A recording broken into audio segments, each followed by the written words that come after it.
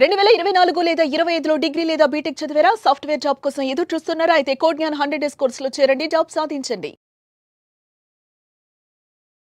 నమస్తే, welcome to Suman TV. నేను మీ anchor సిరి. So present మనం చూస్తే మహిళలకి అనేక రకాల చట్టాలైతే ఉన్నాయి. అండ్ అందులో భాగంగానే ఈ మధ్య కాలంలో భార్య పెట్టే వేధింపులకు బరైన భర్తల సంఖ్య ఎక్కువగా అయినాయి.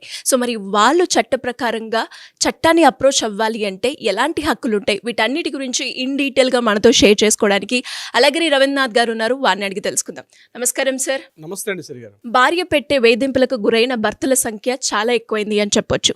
సో అలాంటి వాళ్ళు ఎవరైనా కూడా చట్టాన్ని అప్రోచించాలి అంటే చట్ట ప్రకారంగా భర్తలకు ఎలాంటి హక్కులు ఉంటాయి సార్? ఒక ఇంటిలో భార్య ఇబ్బందులు పడుతుంది అనుకోండి, భర్త వేధింపులకు గురవుతుంటే చుట్టుపక్కల వాళ్ళు, ఇరుగు పొరుగు వాళ్ళు, సంఘాలు కావచ్చు, లేకపోతే సమాజంలో కూడా ఆమె మీద ఒక సింపతి ఉంటుంది. కంప్లీట్గా ఒక రకమైన సింపతి, ఒక జాలి, దయ, అయ్యో మీ భర్త ఎట్లా చూస్తున్నా రండి అని చెప్పి తరతమ భేదాలు లేకుండా ప్రతి ఒక్కరు వచ్చి ఆమెకు అండగా నిలబడే సందర్భాలు చాలా చోట్ల జరుగుతుంది. కానీ అదే ఒక భార్య పెట్టే వేధింపులు తట్టుకోలేక భర్త మాత్రం మానసికంగా, శారీరకంగా బాధపడుతుంటే ఆ సంఘటనని హాస్యాస్పదంగా చూస్తారు, వెకిలిగా నవ్వుతారు. సింపతి అన్నది పక్కన పెడితే అతనికి చాలా సమాజం నుంచి కూడా వేధింపులకు గురవుతాయి. ఏరా భార్యను ఆ మాత్రం చూసుకోవడం చేత కదా, భార్య చేత తన్నులు తింటావా, భార్య చేత మాటలు పడతావా అని వెటకారంగా మాట్లాడి ఇంకా మానసికంగా ఇంకా ఒక బాధలోకి నెట్టివేస్తారు తప్పించి సింపతి మాట పక్కన పెట్టండి, కనీసం అతన్ని ఓదార్చి పక్కకు తీసుకున్నటువంటి ఆ యొక్క సమాజం చాలా తక్కువ. దీనికి సంబంధించి ఇటీవల మనోజ్ కుమార్ తివారీ అని చెప్పి ఢిల్లీలో పనిచేస్తున్నట్టు ఒక అడ్వకేట్, ఢిల్లీ హైకోర్టు అడ్వకేట్ 2021లో ఒక జాతీయ గణాంకాలు తీసుకున్నాడంటే national crime records bureau, NCRB అంటారు. ఎన్సీఆర్బీ రికార్డ్స్ సర్వే లెక్కల ప్రకారం ఆ ఏడాది 2021 లెక్కల ప్రకారం సుమారుగా 164,000 పైబడి చిలుకు ఆత్మహత్యలు జరిగితే అందులో 81,000 పైబడి కేవలం పురుషుల యొక్క హత్యలు జరిగాయి. కేవలం స్త్రీల యొక్క సంఖ్య చూసినట్లయితే కేవలం 25,000 మాత్రమే ఉంది. ఆయన తీసినట్టు గణాంకాలు, అది ఎన్సీఆర్బీ యొక్క గణాంకాల సర్వే ప్రకారం. ఇది ఆయన కోర్టు ముందు పెట్టడం కూడా జరిగింది. ఆయన ఇంకోటి ఏం చెప్పారంటే, జాతీయ మహిళా కమిషన్ అని ఎలా అయితే ఉంటుందో అదేవిధంగా జాతీయ పురుషుల కమిషన్ కూడా ఏర్పాటు చేయాలి. ముఖ్యంగా భార్యల స్థానంలో భార్యలు పెడుతున్న బాధలు తట్టుకోలేక అనేక మంది భర్తలు అనేక రకాల ఇబ్బందులు పెడుతున్నారు.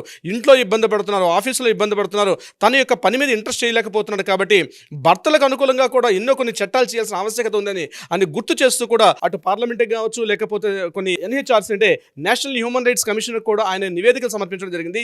దీని మీద చాలా డిస్కషన్స్ కూడా అవుతున్నాయి, బహుశా తొందరలోనే రావచ్చు.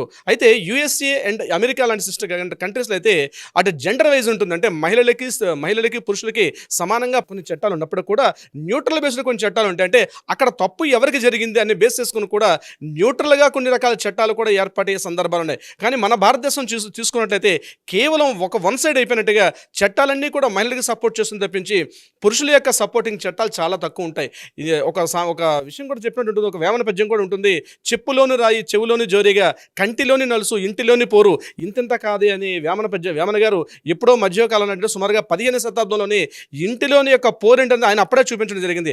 ఒక భర్త తన భార్య పెట్టే వేధింపులు తట్టుకోలేక ఆత్మహత్యలే కాదు అసలు ఏ పని చేయలేక తన వర్క్ మీద కాన్సన్ట్రేషన్ చేయలేకపోతాడు. నేను ఉదాహరణకు కొన్ని ఎగ్జాంపుల్ చెప్తానండి. భార్య ఏం చేస్తుందంటే పుట్టింటికి వెళ్ళిపోద్ది, పెట్టకుండా ఒక రోజు మనం ఫైండ్ బ్యాగ్ పట్టుకొని తన ఇంటికి వెళ్ళిపోద్ది. ఇంటికి ఎవరైనా భర్త తన బంధువులు వచ్చారనుకోండి, వాళ్ళ అమ్మ నాన్న కానీ లేకపోతే సిస్టర్స్ కానీ ఎవరైనా వచ్చారంటే వాళ్ళని సరిగ్గా చూడకుండా, వాళ్ళతో పలకరించకుండా, వాళ్ళ మాట్లాడకుండా వాళ్ళు అనేక రకాలుగా బాధలు పెడతారు. అంటే సైలెంట్గా ఉండి బాధలు పెడతారు, చెప్పిన మాట వినరు. అక్కడ ఏదైనా చేసి పెట్టమంటే కూడా చేసి పెట్టడం అన్నదాన్ని కాదు, వంట అనేది కలిసి వండుకోవడం బాధ్యత అయినప్పుడు కూడా తన తరపున పేరెంట్స్ వస్తే మాత్రం పట్టించుకోరు. అదే ఆమె తరపున బంధువులు ఎవరైనా వస్తే మాత్రం తప్పనిసరిగా వాళ్ళ బస్ స్టాండ్కి వెళ్ళడం, రైల్వే స్టేషన్కి వెళ్ళడం, ఎయిర్పోర్ట్కి వెళ్ళడం, వాళ్ళ బంధువులను తీసుకొని రిసీవ్ చేసిన ఎక్కడైనా తేడా జరిగితే మాత్రం చాలా గట్టిగా మాట్లాడతారు. అదే భర్త తరపు బంధువులు వస్తే పెట్టకుండా పోతారు. ఇంకొక విశేషం మీకు చెప్తాను శ్రీగారు, ముఖ్యంగా బంగారాన్ని పెట్టుబడి. నాకు రీసెంట్గా ఒక కేసు వచ్చింది. ఆ కేసులో ఏం చేసిందంటే ఆమె మరలా డొమెస్టిక్ వైలెన్స్ DVC కేసు పెట్టింది. At the same time 498 days డివోర్స్కి అప్లై చేశారు.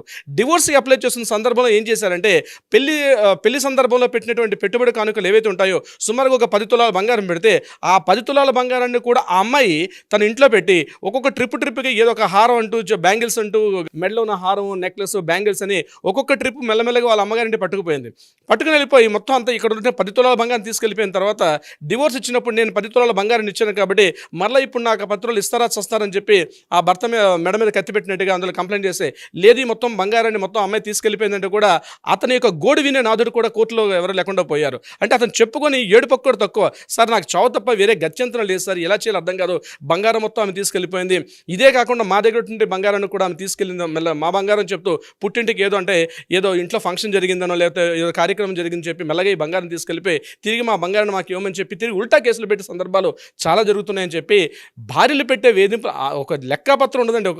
అది తీసుకొస్తే కొండవీడి చాంతాడంత పెద్ద తోడవుతుంది మనకి, అంటే లెక్క వస్తుంది. అంటే ఈ రకంగా అనేక రకాల హింసిస్తూ ఉంటారు భార్యలు, మానసికంగా, శారీరకంగా, సొసైటీ పరంగా, సమాజంలో ఇంకా కొద్దిగా స్థాయి పెరిగితే కొట్టడం, తిట్టడం, అది ఎవరున్నారా ఇరుగు పరుగులు ఉన్నారా లేకుండా బయటకు వచ్చి కొట్టడం, తిరిగి తనే అటెంప్ట్ థ్రెట్ చేసుకొని ఇదిగో నా భర్త చేశాడని చెప్పి బయటకు వచ్చి వీధుల్లోకి ఊరుల్లోకి వచ్చి వీరంగం చేసినటువంటి మహిళామణుల యొక్క సంఖ్య చాలా ఎక్కువగా ఉంటుంది. బయటకు చెప్పుకోలేడు అలా అని చెప్పి డివోర్స్ ఇస్తే, డివోర్స్ ఇచ్చావు కాబట్టి అగో డివోర్స్ ఇందుకే ఇచ్చాడు, వేరే వాళ్ళతో నీకు రిలేషన్షిప్ ఉంది, వేరే అమ్మాయితో నీకు ఆఫీస్లో ఒక అమ్మాయితో నీకు రిలేషన్షిప్ ఉంది, లేకపోతే నీకు సోషల్ మీడియాలో ఎవరో ఫ్రెండ్తో నీకు పరిచయం ఉంది, లేకపోతే ఏదో కాలేజీలో జరిగిన సందర్భంలో ఏదైనా గెట్ టుగెదర్ ఫంక్షన్స్ అయితే పలానా అమ్మాయితో రిలేషన్షిప్ ఉందని చెప్తూ అనేక రకాల అభియోగాలు చేయడం అన్నది. ఇంతేకాకుండా ఎప్పుడైనా పాత ఫ్రెండ్స్తో మాట్లాడుకుంటే ఇంటికి వస్తే ఫ్రెండ్స్తో మాట్లాడకూడదు, ఇంటికి వస్తే మీరు చెప్తే నంబర్ ఇంకా స్టెప్ మాట్లాడతాను, భర్త ఆఫీస్ ఇంటికి రాగానే ఒకప్పుడు మనం చూసేవాళ్ళం 80s 90sలో టైంకి భార్య ఇంటికి రాకపోతే భర్త పెట్టిన వేధింపులు. నానా పాటకైన మాధురి దీక్షిత్ సినిమా ఒకటి ఉంటుంది, టైంకి ఇంటికి రాకపోతే 5:30కి మళ్ళీ ఆయన టైం పెట్టుకుని మళ్ళీ ఆఫీస్కి వెళ్ళి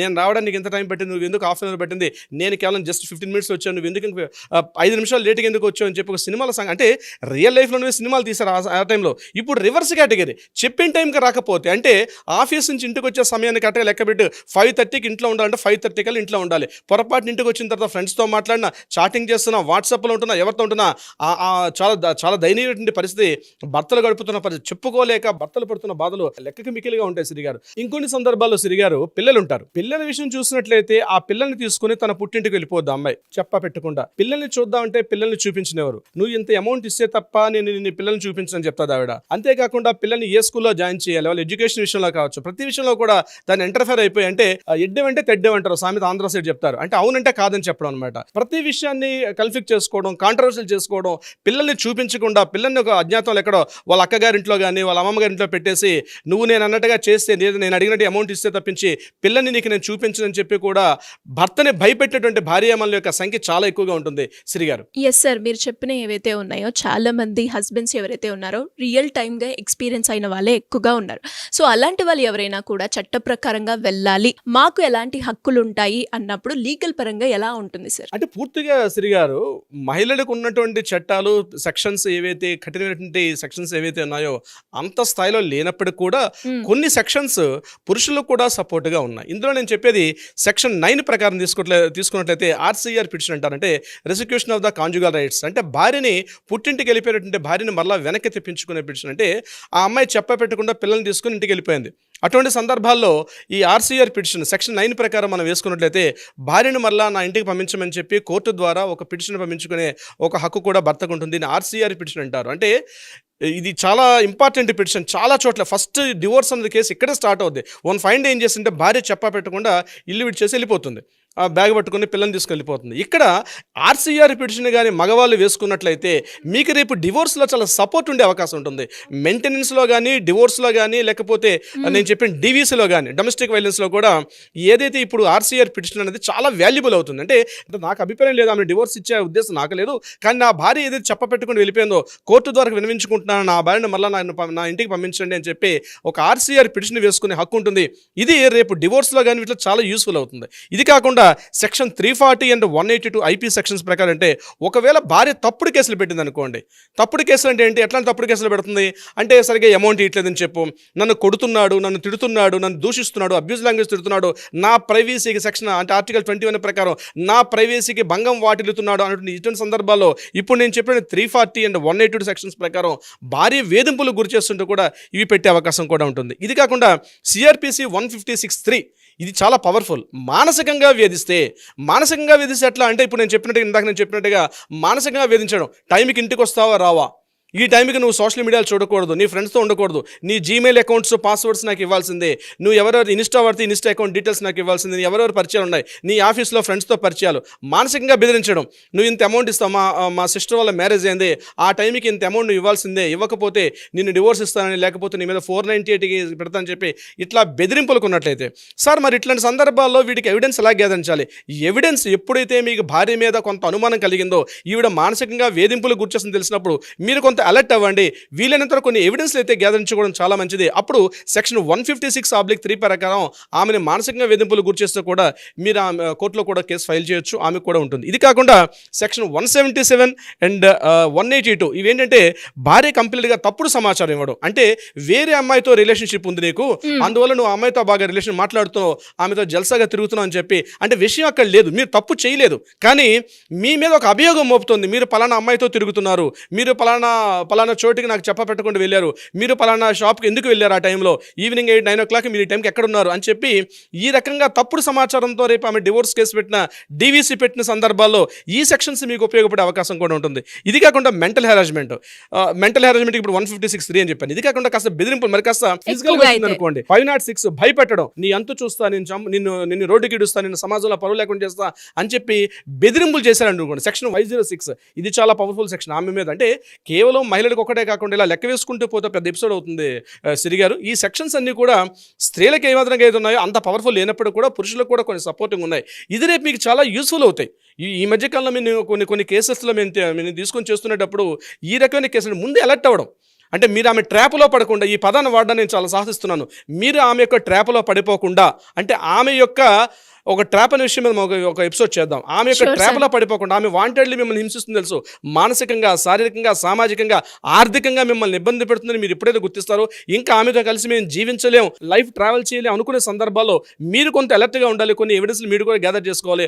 అటువంటి సందర్భాలు రీసెంట్గా మాకు వచ్చిన కేసుల్లో కూడా మేము కొంత అలర్ట్ అంటే స్మూత్గా ఉంటుంది. సెలబ్రిటీస్ ఫ్యామిలీస్ ఉంటాయి, రీసెంట్గా చూడండి, గడిచిన ఒక 5-6 సంవత్సరాలుగా సెలబ్రిటీ కేసులు చూసినప్పుడు ఏం చేస్తున్నారంటే, వాళ్ళు ఎక్కువగా డీవీసీలు ఫైల్ చేసుకోవట్లేదు, ఎక్కువగా సింపుల్గా వస్తున్నారు, మ్యారేజ్ చేసుకుంటున్నారు, డివోర్స్ అప్లై చేసుకొని విడిపోతున్నారు. రీసెంట్గా నేను చెప్పిన కొంతమంది క్రికెట్ స్టార్లు కావచ్చు, సినిమా స్టార్స్ కేసుల్లో ఈ 498 అప్లై చేయట్లేదు. ఇప్పటికీ మిడిల్ క్లాస్ సెగ్మెంట్లో ఉండిపోయింది తప్పించి ఈ 498 అనేది సెలబ్రిటీస్లో తగ్గిపోయింది. దీనికి కారణం ఏంటంటే, బిఫోర్ గోయింగ్ టు ద మ్యారేజే ప్రీ మ్యారిటల్ కౌన్సిలింగ్ వాళ్ళు చేసుకుంటున్నారు. ఎప్పుడైతే ప్రీ మ్యారిటల్ కౌన్సిలింగ్ ఉంటుందో, ఈ గృహహింస, డొమెస్టిక్ వైలెన్స్ అనేది అవేర్నెస్ ఉంటుంది వాళ్ళకి. విడిపోయేటప్పుడు స్మూత్గా విడిపోతారు, ప్రాపర్టీస్ మీకింత మాకింత పిల్లలకింత అని స్మూత్గా విడిపోతారు తప్పించి 498 కేసులు పెట్టుకోవడం అనేది మీకు సెలబ్రిటీస్లో చాలా తక్కువగా ఉంటుంది. ఇటీవల కాలం గడిచిన ఒక 5-6 సంవత్సరాలుగా మీరు చూసినట్లయితే వాళ్ళ సెగ్మెంట్లో చాలా వరకు తగ్గిపోయి. బికాజ్ ఏంటంటే, celebrities before going to the marriage ఒక ప్రీ మ్యారిటల్ కౌన్సిలింగ్ చేసుకుంటున్నారు. సో ప్రీ మ్యారిటల్ కౌన్సిలింగ్ చాలా యూస్ఫుల్గా ఉంటుంది దీనికి సంబంధించి.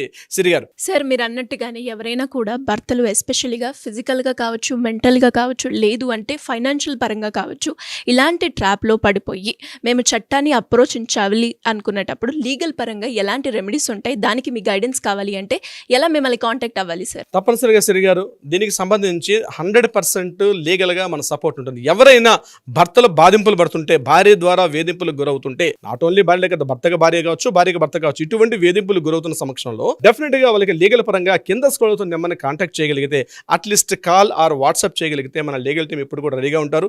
కాల్ చేయకపోయినా అట్లీస్ట్ వాట్సాప్లో డీటెయిల్స్ పంపించండి, ఇమీడియట్గా లీగల్ టీం అప్రోచ్ అవుతారు. మీకు సలహా సంప్రదింపులతో పాటు న్యాయపరంగా ఒక పరిష్కారాన్ని కూడా చూపించే దిశగా ప్రయత్నం చేస్తారు. సిరి గారు, thank you sir, thank you so much. Thank you so much అండి. సుమన్ టీవీలో మీ పర్సనల్ అండ్ బిజినెస్ ప్రమోషన్స్ కోసం కింది నెంబర్కి కాంటాక్ట్ చేయండి.